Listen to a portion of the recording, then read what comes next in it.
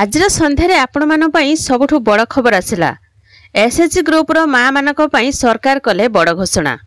एई स्वयं सहायक गोष्ठीर बैंक ऋण उपरे सुध फेरस्त करा जिवो। 10 लाख टंका पर्यंत बैंक ऋण उपरे सुध फेरस्त हेबो।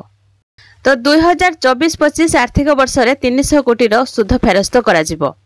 3 लाख रु अधिक स्वयं सहायक गोष्ठीर 300 कोटी रो सुध फेरस्त करा जिवो।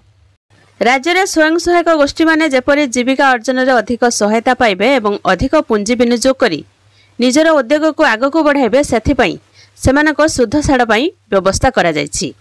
एई स्वयं सहायक गोष्ठी मानकर 10 लाख टंका पर्यंत बैंक ऋण उपरे राज्य सरकार सुध फेरस्त व्यवस्था करछंती। आ नेक्स्ट खबरटी होछि होली पूर्वरु राज्य सरकारकर बड़ घोषणा।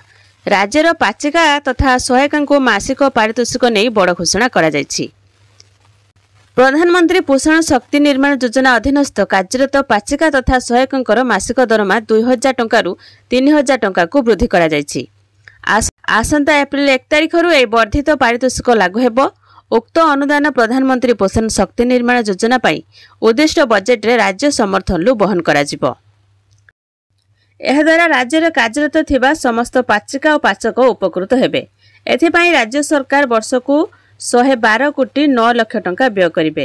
एई पाचक पाचिका माने प्रथम श्रेणी रु अष्टम श्रेणी पर्यंत राज्यर 50,618 टी प्राथमिक और उच्च प्राथमिक विद्यालय रे 22.50 लाख छात्र छात्री को रंधा खाद्य परिवेषण करछुंती। सबुठु बड़ कथा होछि जे कार्यकाल समय रे मृत्यु हेले पाचिका निकट संपर्कियों को 1 लाख टंकार अनुकंपामूलक सहायता मध्य प्रदान करा जिवो। एहा होछि मोहन सरकारकर होली भेटी। राज्य रे पाचिका तथा सहायकଙ୍କ मासिका पारितोषिक को नहीं बड़ घोषणा करा जायछि। 2000 टंकारु 3000 टंका को वृद्धि करा जायछि।